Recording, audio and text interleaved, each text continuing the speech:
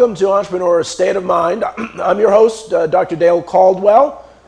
We have Nicholas Erb and Greg Howard, two incredible individuals involved with Bunker Labs, but they have their own construction business, and so we're going to learn a lot about them. Welcome, Nicholas and Greg. Thank you so much for having us here, Dale. I'm a New Jersey native. Grew up in Sparta, New Jersey. Went to William Patterson College before joining the United States Marine Corps, and we're really happy to be here. Our company is CrewBuilder.io. It is powered by TrenLot Inc., and I'm here with my co-founder, Greg Howard. And Greg, where'd you grow up? I grew up in San Jose, California, Nice. sort of on the other coast, if you will. I went to California State University, Chico. I served in the United States Army, mostly in the 82nd Airborne. And after graduating college, I worked for a number of technology companies and startups, and was happy to connect with Nick. Well, you guys have a great business, but I want to start with Bunker Labs. And so, a lot of people have heard about Bunker Labs, but they have really no idea what Bunker Labs does. So could you talk a little bit about that? So Bunker Labs has currently about 6,600 veteran and veteran spouses as members. Wow. We do 2 cohorts a year. So there's a fall and a spring. So we're just going through, they're about 6 months long.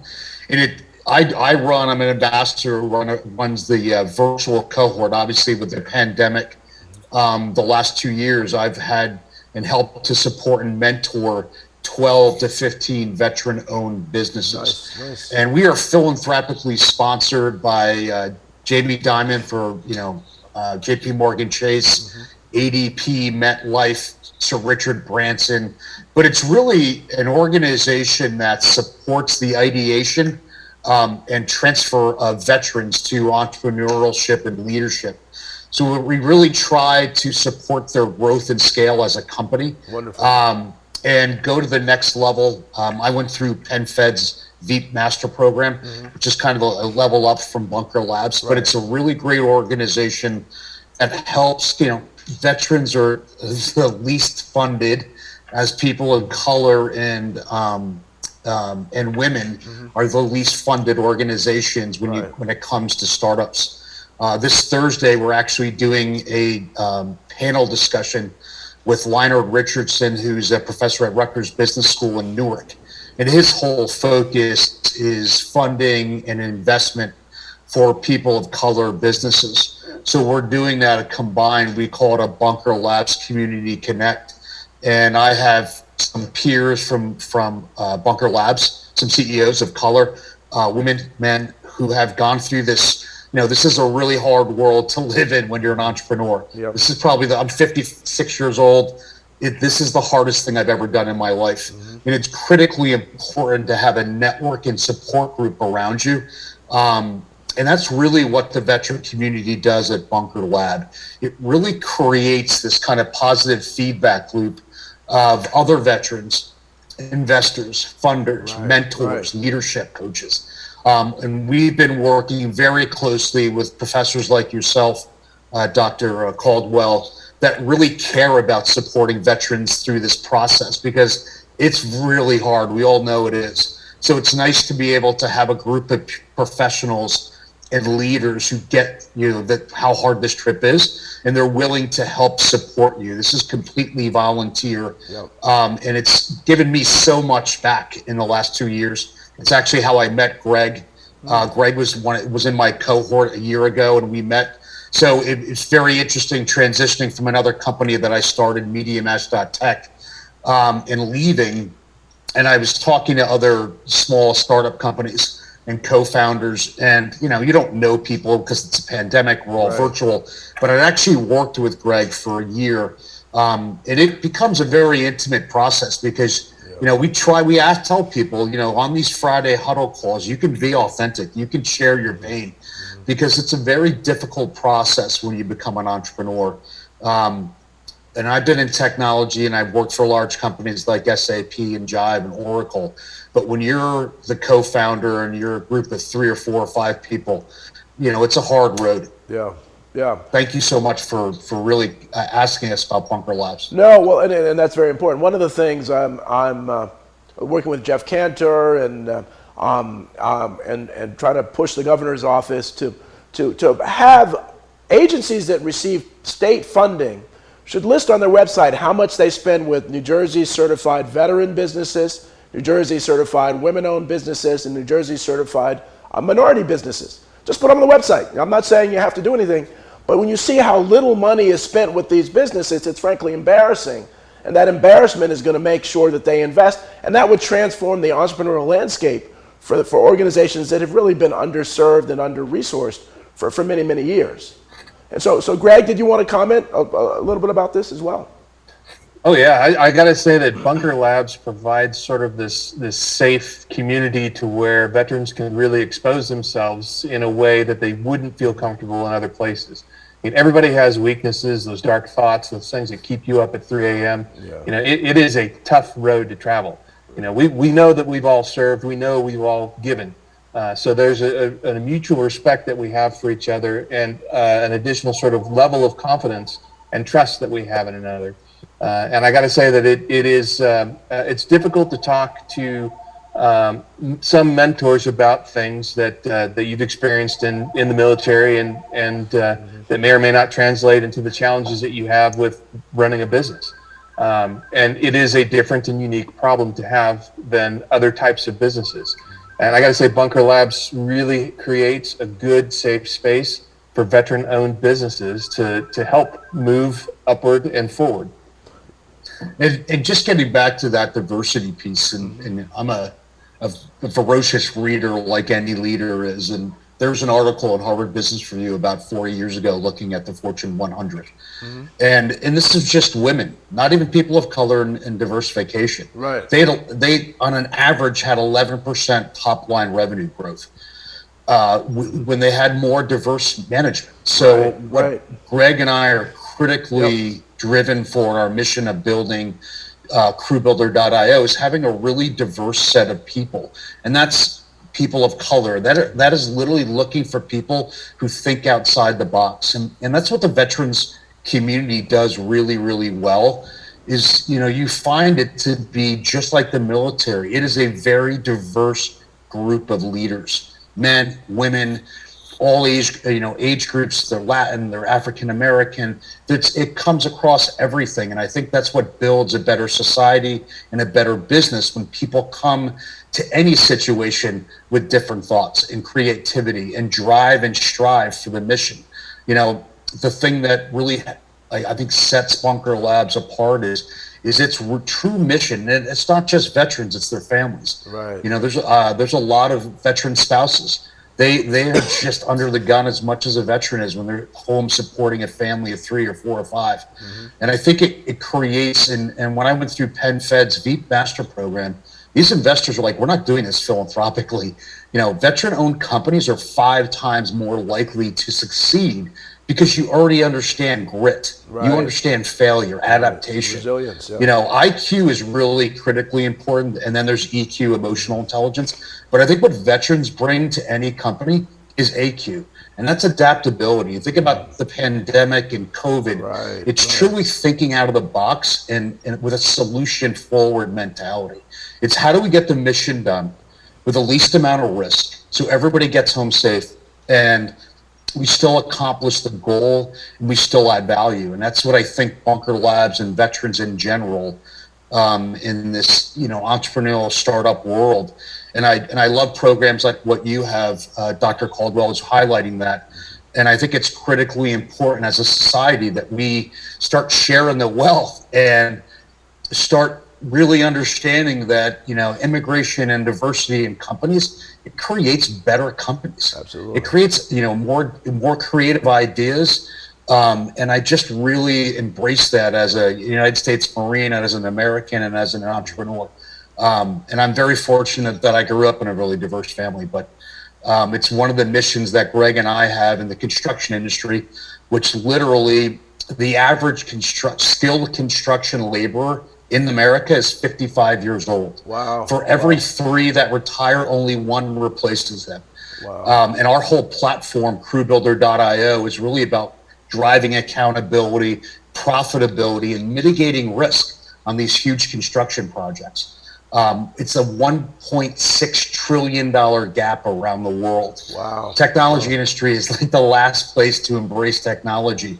But if they don't, they're going to really fall behind. I mean, it's a huge problem we're having, everywhere getting labor. And we're kind of focused on creating opportunities for minorities and veterans, and really looking at the way people can grow within that industry. Very, very well said. And I do a lot of diversity consulting, and so the reality is, the research shows that diverse teams perform better than monolithic teams. And so it's just good business to have people who think, and we're not just talking about racial and gender and sexual orientation, but diversity of thought, diversity of experience, diversity of age.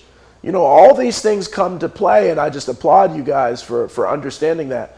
And anybody that works with, we have our Veterans Launching Ventures program at Fairleigh Dickinson University, the Rothman Institute. These are amazing individuals, just amazing in every way possible. But many of the individuals need some support and need some kind of talking to afterwards, just to have a voice that will actually listen. And so, and people don't understand what Bunker Labs does, and what we do is so very, very important. So talk a little bit about your business now. Tell me about what are you doing, what are you working on with the construction? Yeah, it's been really interesting. I'll talk for like a minute, and then Greg, who's our CEO, should really be doing most of this because he's been living it for a long time. I think what makes us a little interesting is, Greg and I haven't been in the construction industry for 30 years. Mm-hmm. We both slung hammers. Greg works on every weekend on his lake house doing stuff. But really, I think we look at this as business people. Right. And Greg can talk a little deeper than I, but I think the way we look at these things are really about mitigating risk and driving profitability. Most large construction companies, their accounting practices are 20 to 30 years old. They never embraced the cloud because in 2008, 2009, when the housing market crashed, companies that were taking that step to go to the cloud and embrace technology, right, all went out of business. Right. And I know, Greg, you've got some much better insights than I have. So yeah, I spent a number of years as an industry analyst doing things like market research studies, reports, white papers, those types of things. Mm-hmm. So for me, it's really important to understand the market, understand the opportunity, and understand the challenges and problems. And the construction industry has, while they embrace new technology as much as they can, it is a challenge to change the way that people do things. And that's true with just about any organization. Right. But when you really look at where the challenges are and where the opportunity lies, it's in the biggest problem that they have today, which is labor. And right, we've got a deficit of 1 million construction workers today. And, wow, and that you just can't recover from that. So you have to figure out a way to do better, smarter, faster.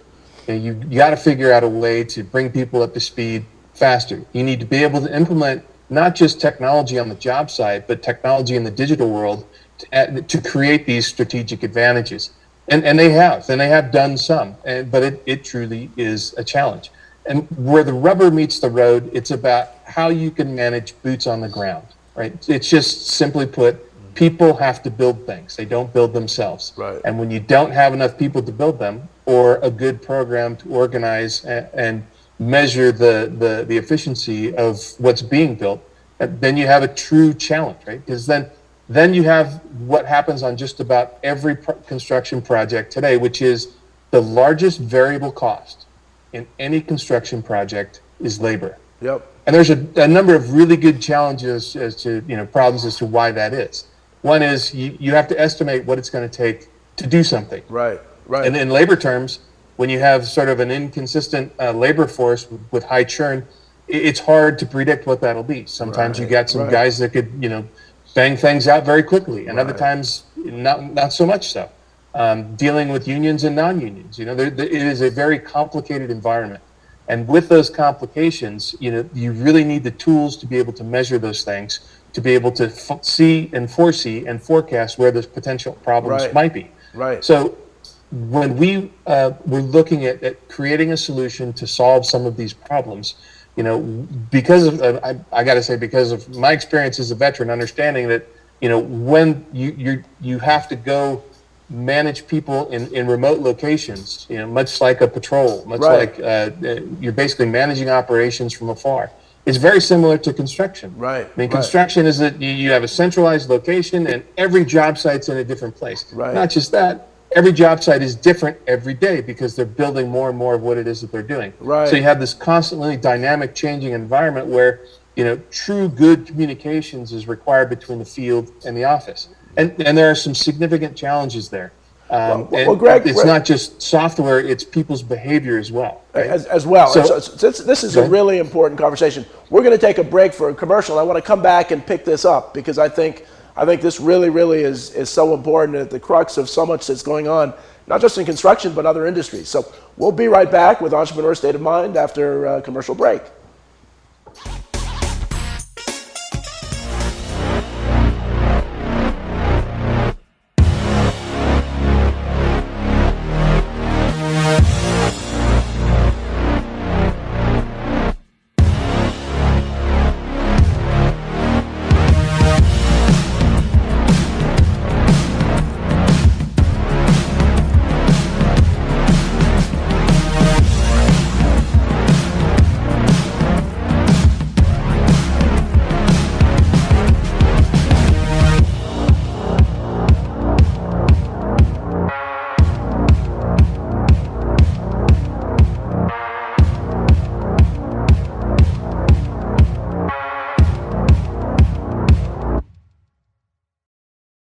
So, I'm kind of new here, but I've noticed a trend. My human does this funny thing where she goes around and gets all my toys, and then she hides them in that basket by the door. But it's always the same basket, and it's always in the same place. And then she acts so surprised when I find them, but, she's putting them in the same basket. Again. It's like, hello? That's where you put it last time. You were the worst at hide and go seek.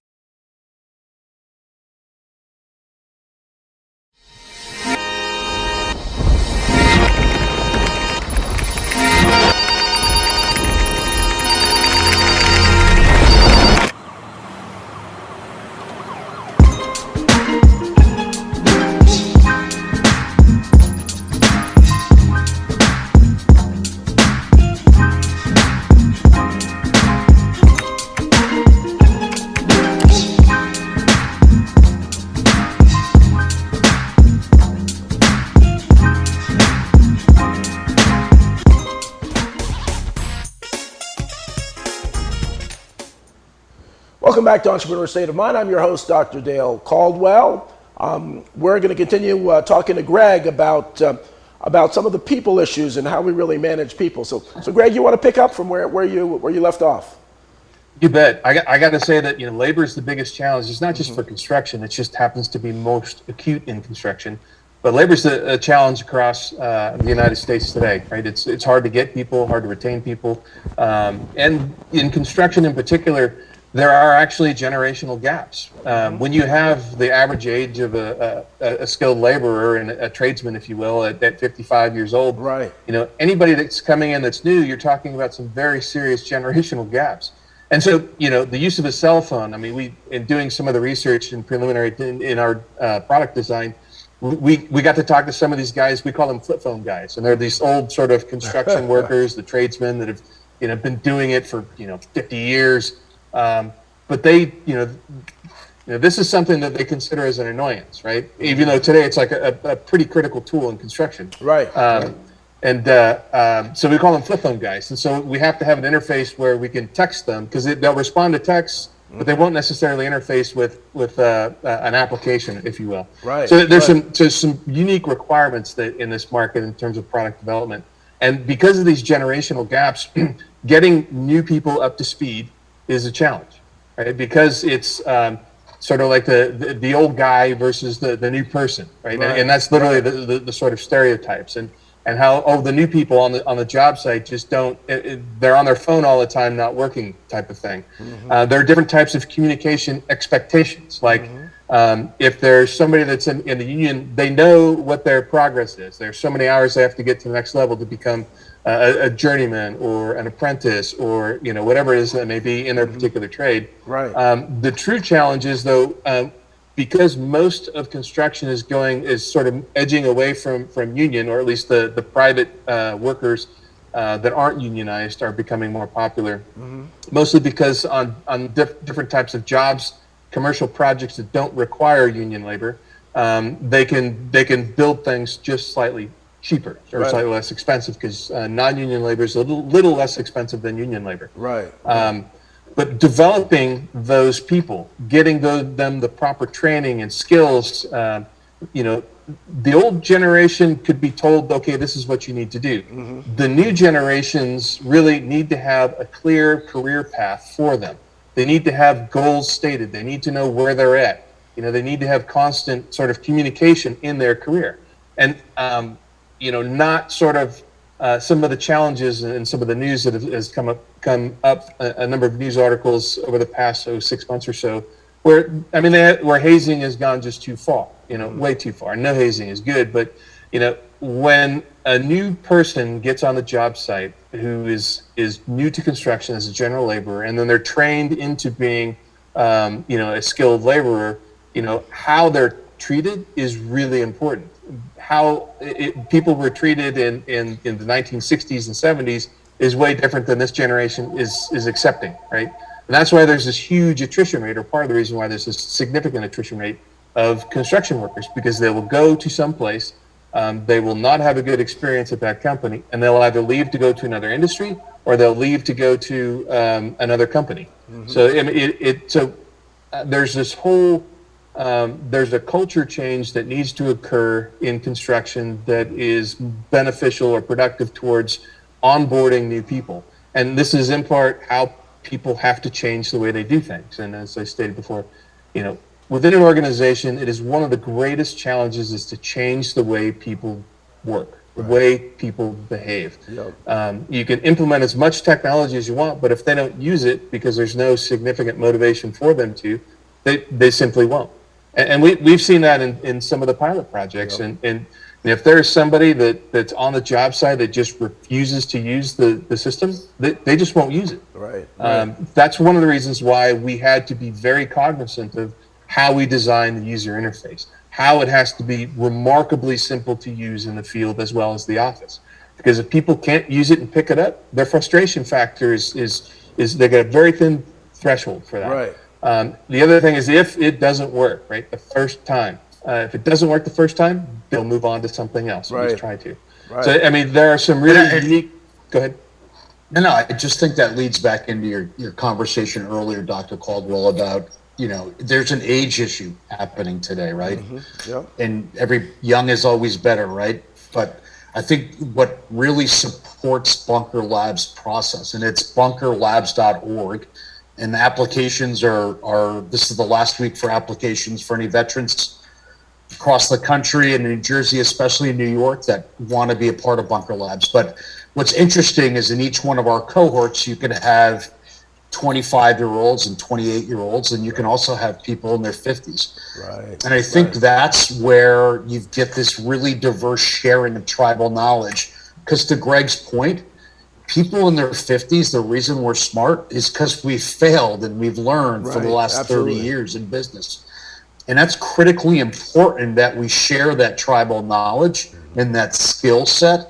And we also embrace this younger generation's need for a better quality of life between work and home, and also like having a structured career path. Right. When I first got out of the Marine Corps in college and worked on Wall Street, all I did was slave labor for 12 hours a day on a phone, Cheers and Lehman Brothers. Those days don't exist, but it's important that you also understand that you've got to learn from the bottom up, and that top part needs to support your career path. And I think that's what Bunker Labs does really well, having this kind of diverse group of people socioeconomically, but also from an age perspective, because we need to share our knowledge to support the growth of our younger generation of people coming into business, be it construction or any industry. It's being able to share that information and create a good working environment for everybody. Just respect. Yeah, well, it's. I mean, you're singing my songbook, because one of the things that I'm actually writing a book about this and written an article.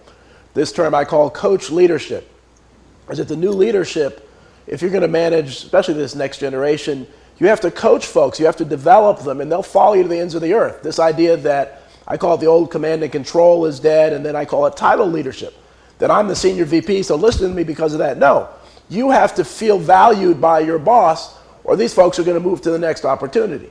And it's amazing how, and it's not just construction, how many industries are still living in yesteryear when they're managing the old way, and then they're losing people and saying, what happened? Or they can't find people because of their reputation. So I love what you guys are talking about and what you're doing. Yeah, it's just like you said, this younger generation, I don't care if it's Citibank, if it's Turner Construction or Google, they are all looking for the same talent. And that talent cares about the way you treat people, right, and the way you talk to people.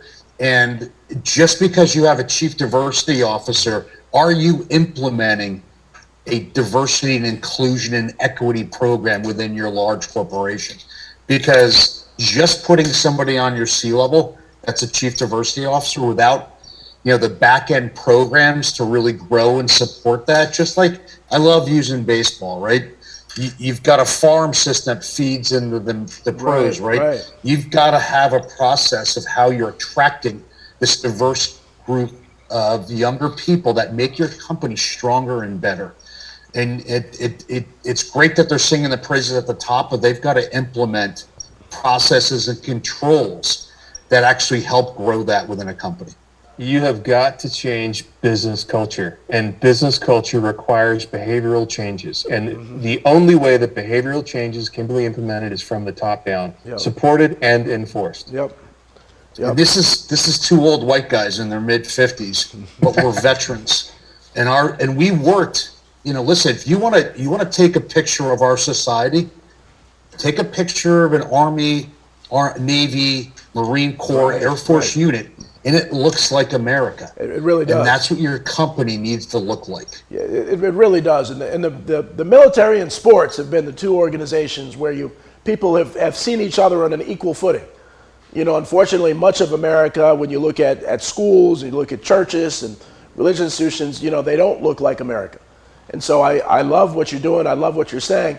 Unfortunately, we're at the end of time. These things go very, very quickly. Greg and Nicholas, I want to thank you very much. Before we go, Bunker Labs website. How do veterans get in touch with you? What's the website? So it's bunkerlabs.org.